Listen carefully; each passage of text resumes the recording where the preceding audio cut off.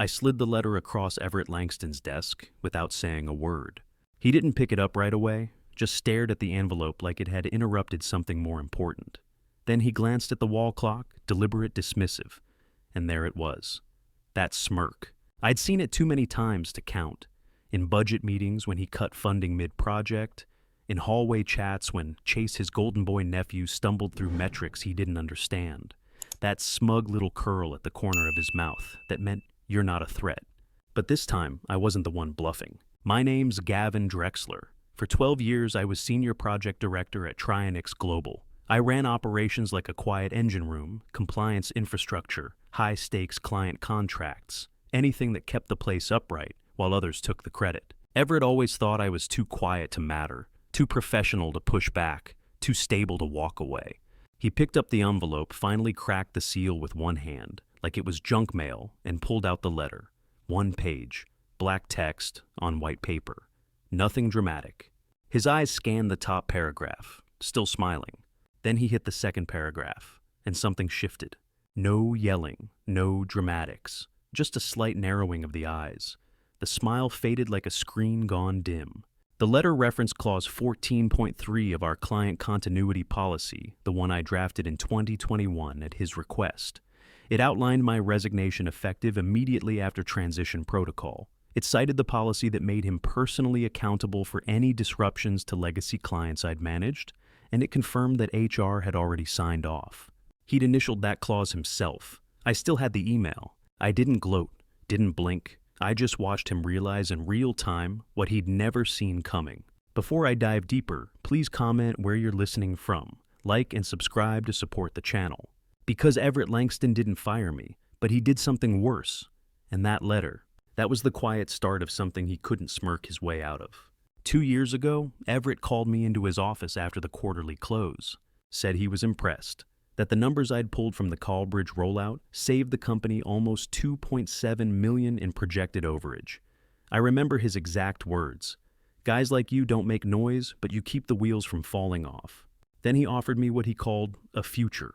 Nothing in writing, no HR document, just a private handshake and the kind of look you give a man right before you ask him to stay loyal. He said when the executive restructure came, I'd be the next regional VP. Said Chase wasn't ready. Said, family doesn't always mean qualified. And like a fool, I believed him. I turned down 2 recruiter calls that month. Told Camille, my wife, that we could finally stop renting and look at that house in Oak Hill. I didn't need the corner office. I just needed to know the work meant something, that the years hadn't been invisible. And for a while I thought they hadn't. I trained Chase personally on my own time. Walked him through the legacy routing framework from the Baxter account, even though he kept confusing throughput versus fulfillment margins. I CC'd him on client emails, let him shadow my calls, cleaned up the quiet messes he left behind, never once threw him under the bus, because Everett asked me to. The turning point came last December. Chase skipped a quarterly review call with our highest value client Meredith Calloway because he had a dinner. I covered, again. Later that night, I stayed behind to adjust the forecasting model he was supposed to submit. That's when I saw the email. Everett had forwarded my performance report under Chase's name. No credit, no mention, just subject line. This is the kind of initiative I like to see. My name had been replaced, but the spreadsheet was still named Drexler Pipeline FY22.XLSX. That was the moment I realized the promotion was never coming. He never saw me as a successor, just as cover. The next morning I printed that email, folded it in half, slid it into the back of my notebook. Not for HR, not for revenge, just to remind myself that the rules had changed. Before I would have spoken up, asked questions, pushed back. But that would have let them frame it like I just misunderstood. No, I needed more. I needed clarity. I needed a plan. And quietly over the next 8 weeks I started preparing both. Because once someone shows you what they think you're worth, it's your choice whether to stay invisible or not. And the irony, the very system Chase ignored, was the one I used to make sure they'd never forget my name again. On Monday morning, my name disappeared from the org chart. No announcement, no email, just gone. I only noticed because Lena from operations pinged me on Slack, "Hey Gavin, not seeing you listed as primary contact for Meridian anymore, should I loop in Chase?" Then a second message, seconds later, "Oh, never mind. Looks like they already did." That was it. 12 years of client relationship strategy decks and late-night RFP rescues. And the handoff was a quiet click in a back-end permission setting. I checked the internal CRM system out of instinct. Sure enough, my project history had been reassigned to C. Langston with a new tag VP Transition Owner. No title, no farewell, just a silent rewrite of the record. At 10:06 a.m., the company-wide update dropped. Subject line, Leadership Transition, Regional Accounts West. The first sentence read, "As we continue our growth into Q3, we're excited to announce that Chase Langston will be stepping into expanded responsibilities as Regional VP effective immediately." Not a single mention of me, but I stayed in my seat, kept working. Because the real insult wasn't the promotion, it was that they thought I'd stay. Chase came by around noon with that nervous energy you only see in people who know they didn't earn the badge they're wearing. He stood by my desk holding a venti Starbucks and a half-eaten protein bar. "Hey man," he said, eyes darting. "I know this whole thing's been fast, but Everett says you've got the transfer notes ready." I looked at him for a long second. "I've got continuity documents on the Baxter Callaway and Eastridge accounts," I said, "but I'm not doing your job for you." His smile twitched, then vanished. He shifted his weight awkwardly. "Right, yeah, no, I got it, totally." He didn't. 2 days later, I got a call from Meredith Callaway's assistant asking why her team had received a pricing revision that didn't match our last locked rate. I checked the PDF Chase had sent. He'd quoted the wrong quarters model from 2 years ago, before we overhauled the volume-based escalators. I should have been angry, but I wasn't. I was calm, so calm it scared me. I fixed the issue called Meredith personally and patched the mess without throwing him under the bus. Then I closed the file, saved a clean audit trail, and flagged it in my personal drive. Not because I wanted revenge, because I knew it would happen again, and I wanted the pattern documented. Later that week during the monthly ops sync, Everett thanked Chase for handling the Callaway adjustment with speed and leadership maturity. I said nothing, just nodded. But in my gut, something shifted. Not a breaking point, just the first cold calculation that maybe, just maybe, I wasn't the only one keeping receipts. The next time Chase fumbled, it wasn't private, and this time, someone else noticed. The funny thing about incompetence is it doesn't always blow up. Sometimes it just leaks. Little things. Chase would reply all to a chain without reading the thread. Send documents with revision marks still showing. Schedule QBRs on federal holidays. Each mistake was a pinprick, but over time they bled trust. I didn't say anything. Not to Everett. Not to the team. I just opened a folder on my desktop and called it Continuity Harmless Enough. Every time Chase fumbled, I made a note, not out of bitterness, out of precision. He mishandled the Crosswinds retainer by promising next-day analytics when we were short-staffed and mid-inventory sync. Lena pinged him twice, ignored. Then I saw her forwarding the chain to me with a quiet, "Sorry to loop you, Gavin. I just know you'd catch this." I replied exactly once suggests, reviewing Gesau's section 4.2. Turnaround times are contract bound. That's it. No drama, no rescue. But I saved the Slack thread. At the February compliance meeting, Chase spoke for 10 minutes about modernizing vendor onboarding. His big idea, eliminate the secondary verification step for background checks. Everett smiled like it was genius. I stared at the printed agenda in front of me. My name had been erased from every committee, but I still knew every flaw in that idea. The last time we skipped secondary verification, we almost onboarded a contractor who'd falsified 2 years of financial credentials. I had flagged it, quietly, fixed it, quietly. No one remembered, but the policy update I'd written, still in the archive, still time-stamped, still signed, G. Drexler, February 2021. At one point I thought maybe I should say something. Just hand Everett the documentation, walk him through it, protect the company. But then I remembered a conversation from years ago back when I was still hopeful. Everett had asked me to mentor a junior hire who wasn't cutting it. I'd told him honestly he's not ready. He doesn't retain protocols, and he rushes delivery to hide it. Everett had nodded and said, "Let's give him space to find his own path." That junior was Chase. So no, I didn't warn anyone this time. I just watched Chase fumble the pricing tiers for the Westview renewal. Watched him accidentally quote net 90 terms when we'd locked into net 30 for all strategic clients. Watched Lena again quietly fix it and copy me in the BCC. And I watched Everett call him a fast-moving asset in a complex market. I didn't laugh, but but I did copy the quote and paste it into my continuity folder, right under the botched renewal. And then one day, I noticed something odd, a forwarded email from Meredith Calloway. She'd CC'd both Chase and Everett, but her subject line was addressed for Gavin. This feels off. That was all, just 5 words. But it cracked something open. It wasn't just that I saw what Chase was breaking, it was that others were starting to see it too. Not loudly, not publicly. But in the quiet places where trust actually lives, people remembered. And in the end, it wasn't the mistakes that took him down. It was who kept the receipts, and when they chose to show them. It started with a permissions audit. Nothing dramatic, no whistleblowing. Just a quiet Friday afternoon in the back end of Trionyx Global's document control system, cross-checking Chase's tiered access logs.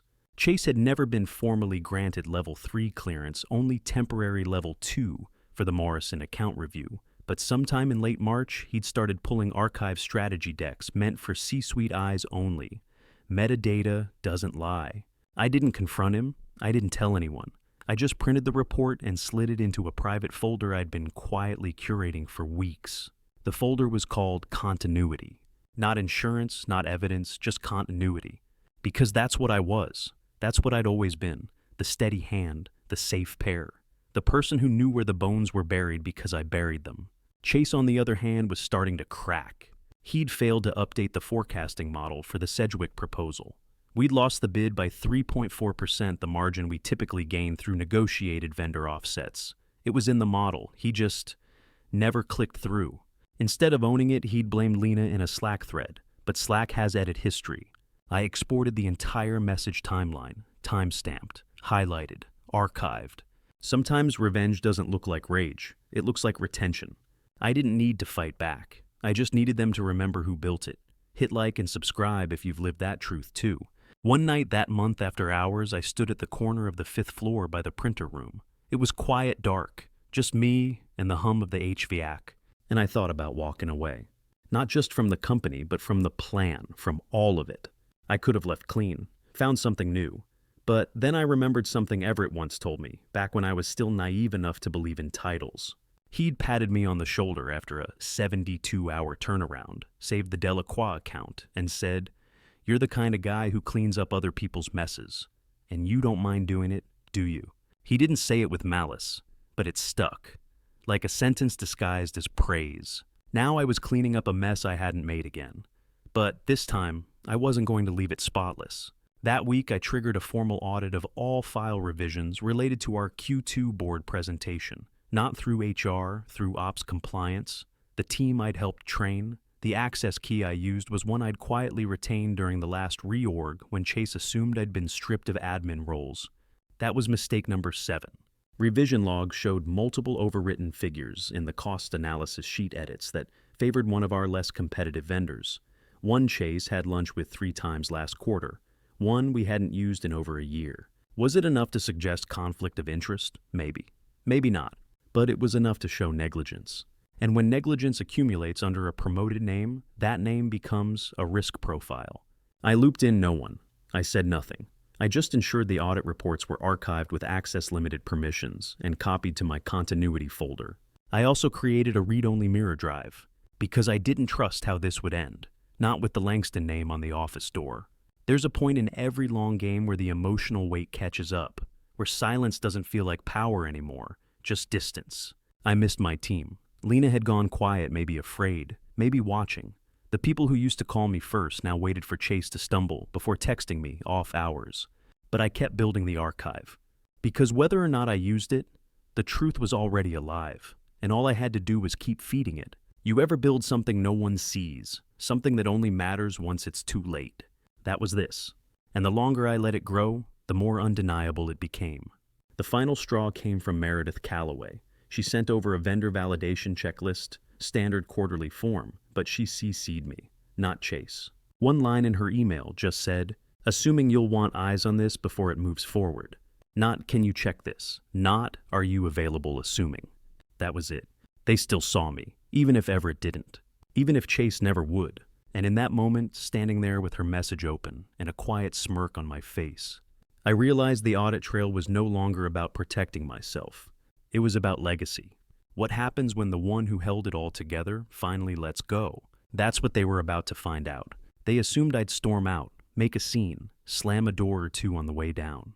But I didn't, because people like me, we don't quit in anger. We quit in silence. And we let our work finish the sentence. That night, I sat at my desk longer than I needed to. The office was quiet, mostly empty, just the low hum of printers in standby and the glow of my monitor. I opened a blank Word document. Then I just stared at it. I wasn't leaving because of Chase. I was leaving because of what staying would have made me become. A shadow of myself. Someone who looked the other way while mediocrity got rewarded and loyalty got laughed at. Someone who clapped politely when the person who sat on your knowledge got promoted above you. And worse, someone who trained his replacement just to be liked. That's when I started typing. Not a resignation letter, not exactly. I called it Statement of Transition, and I formatted it like a client memo. The first section was strictly compliance. It outlined in bulletproof language all the active projects I'd led, with links to internal repositories, client-facing files, and phase status reports. I attached timestamps, Slack archives, Jira logs, email chains.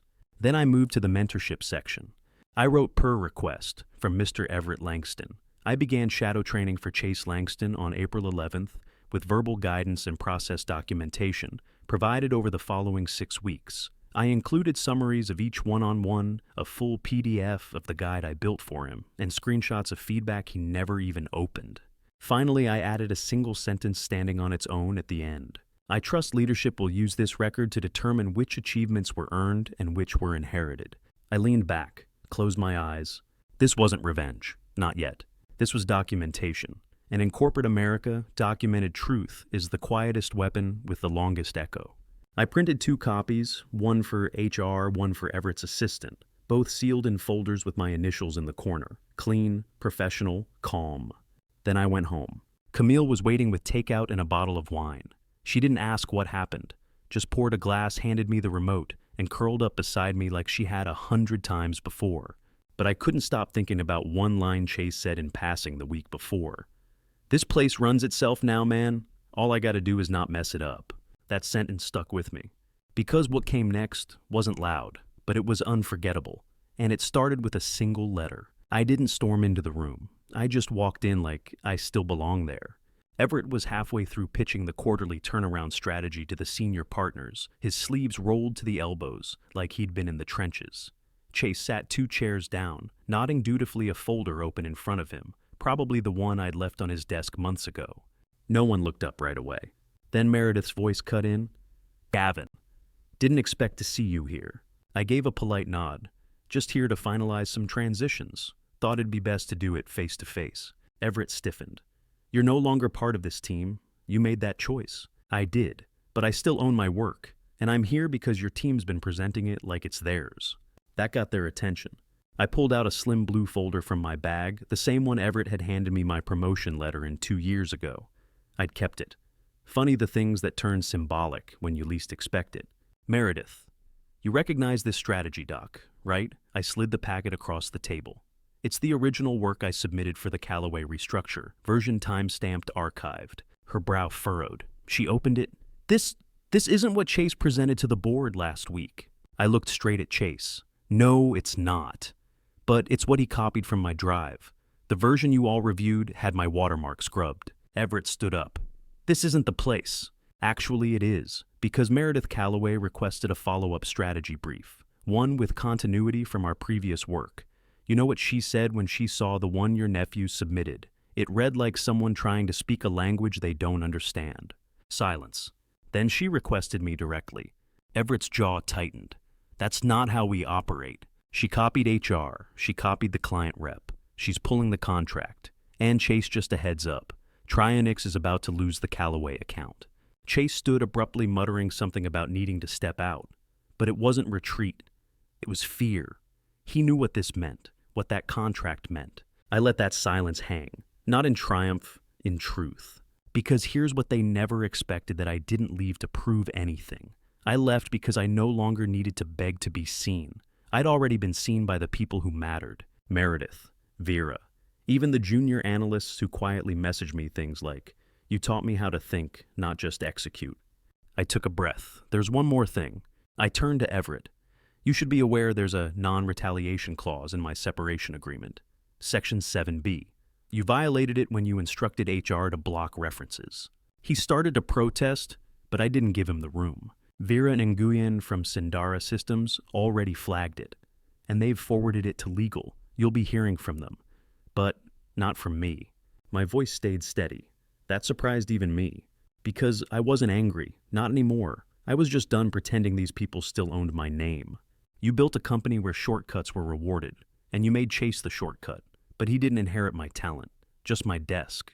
That one landed. Even Meredith didn't move. I slid my badge across the table. I'm done cleaning up for men who think titles make them competent. And I turned and walked out. But before I made it past the door, Meredith called after me. Gavin, for what it's worth, I should have listened sooner. I didn't answer, but I held on to that sentence all the way down the elevator, because the next part wasn't about proving them wrong. It was about finally building something where the right people were in the room from the start. Ever been told to train your own replacement? Ever had to clap while someone took credit for your years of work? Drop a comment. I know I'm not the only one.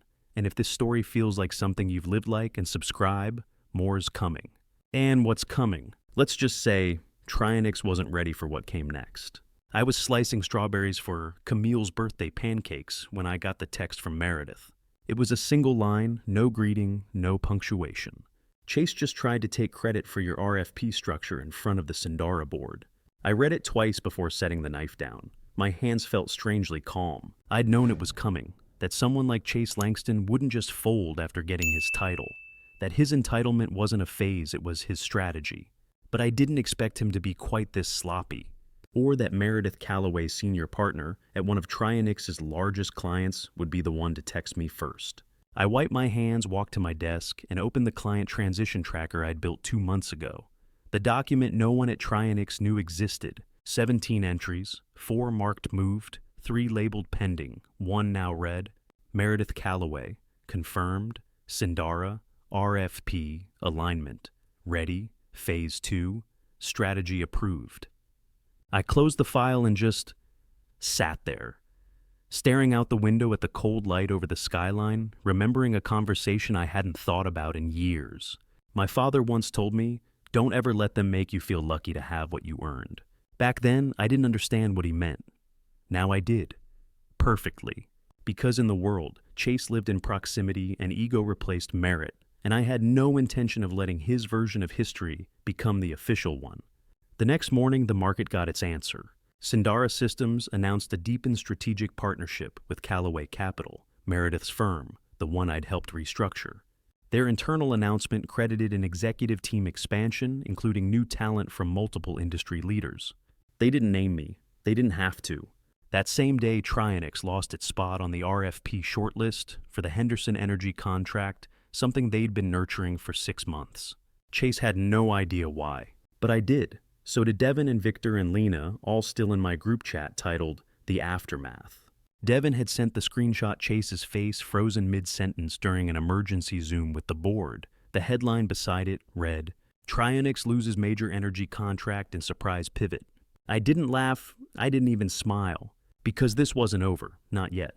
There was still Everett Langston, CEO of Trionyx, Chase's uncle, the man who'd looked me in the eye at the regional offsite 3 years ago and said, you're the kind of guy I'd bet a $250 million book of business on. Then quietly let his nephew shove me aside the second it became politically useful. So no, I wasn't done. Because the board hadn't asked any questions. HR hadn't investigated a single policy breach.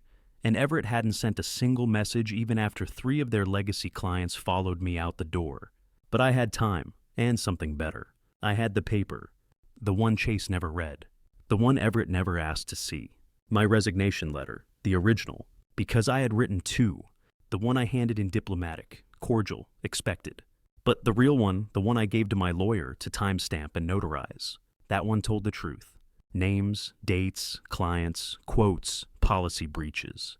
A bullet point list of every non-compliance violation I had documented, complete with email headers and metadata snapshots. I didn't leak it, I didn't threaten to. I just waited. Because eventually, someone else would ask the right question. And when they did, well, I'll let you guess what I had ready. But for now, I'll just ask this. Have you ever watched someone try to claim your work, while the world slowly remembers who really built it? because I have, and trust me, the silence before they fall is the loudest sound you'll ever hear. 3 weeks after Chase was named interim lead, the cracks began to show. I'd heard whispers client delays, missed shipments, one instance where the wrong analytics model was presented to a client on a live call, but it was the Morrison account that really lit the fuse. Meredith called me on a Thursday morning, voice clipped but calm. "Gavin, I'm going to ask you a question, and I need you to answer honestly." "All right. Did you build the revenue risk tool in Trionyx's Q2 deck?" I paused. "Yes, version 4.2. Why?" She exhaled like she just confirmed something painful. "Because they just pitched it with version 2.1 and your name nowhere in sight. And they couldn't explain the regression logic." My stomach turned not with anger, but with quiet confirmation. They didn't understand what they'd stolen. Not really. That Friday, 3 separate Trionyx clients, 2 of them, Fortune 500, contacted my new firm, Sindara Systems. Each of them asked indirectly what it would take to transfer their data support under our umbrella. I didn't reach out to anyone. I didn't need to. It was Meredith's team who circulated the original Q2 analysis I'd built, with full attribution, including the slide Chase had tried to rebrand, badly. That triggered a full review from Trionyx's legal counsel, too little too late. By the end of the quarter, I learned from a quiet message that Chase had been formally demoted pending review. The title was gone, the speaking slot at the fall conference reassigned, and the executive team now referred to him as support staff. I didn't cheer, I didn't gloat, but I did take the call from Everett Langston when it came. He didn't apologize. Of course not. What he said was, "This Gavin, would you consider returning in a consulting capacity?" I let the silence do the work for a while. Then I said calmly, "Let me think about it." But I already knew the answer. See, this wasn't about being right. It was about watching someone else try to wear the armor they never earned and buckle under the weight of it. Everett built a company that thrived on loyalty until loyalty became inconvenient. Chase thought he could inherit influence the same way someone inherits cufflinks. And me, all I did was walk away with the truth and the quiet patience to let it work. Looking back, there's a strange kind of peace in that. Not revenge. Just recognition. That sometimes when you leave, you don't need to burn bridges. You just need to wait for the wind to shift. And when it does, they'll remember exactly who built them. And who walked away. 3 weeks after I resigned, I got the email. It was from Everett Langston. Just seeing his name in my inbox triggered something I didn't expect, a strange mix of anger, validation, and something else I didn't quite want to admit. Curiosity. I opened it. "Gavin, let me know if you're free to talk. I'd like to discuss a possible return under new terms." That was it. No apology, no acknowledgement, just those words. I stared at the screen for a while. Then I laughed. Not loud, just that kind of dry chuckle you make when the game flips, and suddenly the guy who blindsided you with a boardroom betrayal now needs you to bail him out. 2 days later, we met at a quiet corner table at the Monarch Club. He was already there when I arrived. Tired eyes, rumpled cuffs. I noticed he didn't bring Chase. "Interesting. Gavin," he said, standing like we were old friends. "Thank you for coming." I sat, said nothing. He cleared his throat. "Things haven't been the same since you left. Some of the accounts you managed, they've become volatile. Chase is still coming up to speed. Translation clients were leaving, and his nephew was drowning." I just nodded. Let him stew in it. Everett leaned in. "I want to offer you the regional director role. Same position you were tracking for, but with a revised comp package. Executive level. Full autonomy. Build your own team." I raised an eyebrow. "Is this what you offered Chase?" He flinched. "It's more. Because you're worth more." For a moment, I let the silence do the talking. Then I reached into my coat and pulled out a folded piece of paper. It was the original resignation letter, the one he never let me read aloud. I'd kept it creased, worn from my wallet, but untouched. I slid it across the table. He hesitated, then opened it. As his eyes scanned the lines, his mouth flattened. He read the part where I thanked him for the opportunity to train my replacement, and the part where I explained why I wouldn't. "You planned this," he said quietly. "No," I replied. "You did. I just documented it." There's a moment you never forget, the second someone realizes you were never emotional, just quiet. That's when fear turns into respect. He tried one last play. "Is there anything I can say that would make you consider coming back?" I thought of Camille, of the night I came home broken and she simply asked, "So what do you want now, Gavin?" And that's when it hit me. It wasn't revenge. It was clarity. "I already did," I said, rising from my chair. I wanted to be seen, and now you do. I left him sitting there, holding the letter like it weighed more than the check. Sometimes the best offer is the one you turn down. But not everyone agrees with that choice. So, let me ask, would you have taken the deal? Because what I chose next, well, that's when everything really turned. 3 weeks after the dust settled, I walked past Trionyx Global's Chicago office for the first time since everything unraveled. The building looked the same glass facade, same rotating door, but something about it felt smaller. Meredith Calloway had invited me to lunch across the street, same woman who once had to route all her proposals through Everett. Now she was one of their last remaining clients, and not for long. She smiled when she saw me slid a press clipping across the table. Langston family quietly exits board. Interim leadership appointed. Assets under review. I didn't say anything at first, just looked at the headline and let it sit. Because it wasn't just about Everett stepping down, or Chase being quietly relocated to a non-operational advisory role, or the half-dozen lawsuits working their way through arbitration behind the scenes. It was about what people remembered, what they whispered when the doors closed, what they finally admitted in my absence. Turns out half the sales team had already been looking elsewhere. The tech leads were fielding recruiter calls. And Vera Nguyen, who gave me my new role at Sindara Systems, forwarded me a resignation letter from Philip, one of Everett's longtime enablers. It ended with a sentence I'll never forget. We all knew Gavin built it. We just didn't say it. Sometimes legacy doesn't need a plaque. Just honesty, arriving too late to help, but right on time to prove you were never wrong. I didn't send Everett a message. I didn't need to. The message had already been delivered every time a client dropped them, every time an employee quietly walked, every time someone said my name out loud in a meeting again. The funny part, I didn't even care about the title anymore. The regional VP role they dangled over my head. I had it now technically, but at Sindara, it meant something. I was rebuilding a culture that actually valued systems, not just bloodlines. Camille asked me that night if I felt satisfied. I told her I felt something better. Peace. I walked her through the new office plans, the mentorship program I was building, for analysts the proposal for a leadership pipeline that rewarded competence over favoritism. She nodded and said, "So, you're finally doing what you were meant to do." And that's when it hit me. That letter I left for Everett, that wasn't the weapon. That was the mirror. What broke him wasn't what I wrote. It was seeing his own reflection, clear, unflinching, for the first time. And what happened next? Well, that depends on what you believe a man like that does. Once the world stops clapping.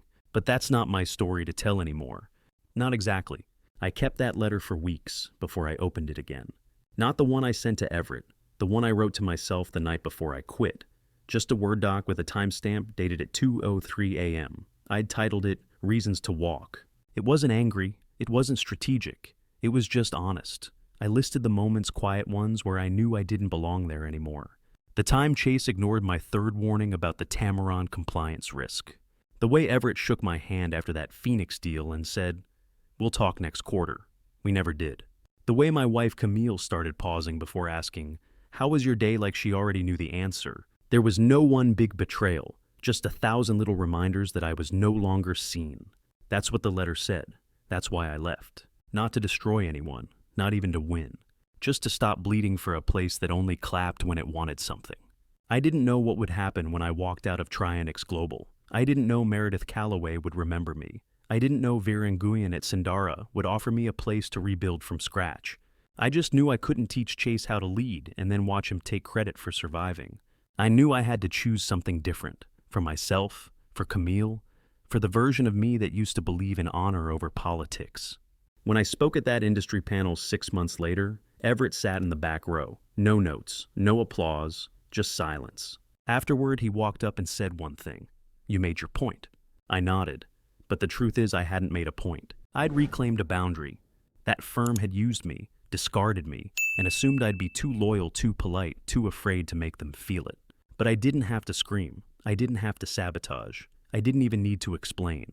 I just had to walk calm, clear, and fully awake. Looking back now, I think that's what real power feels like. It's not getting even. It's remembering your worth before they erase it. And it stays with you. Every time I mentor someone new, I tell them, don't build something that needs you silent to survive. I left with nothing but a resignation letter and a network that still respected me. And in the end, that was everything. Share your own experiences. Like and subscribe for more stories.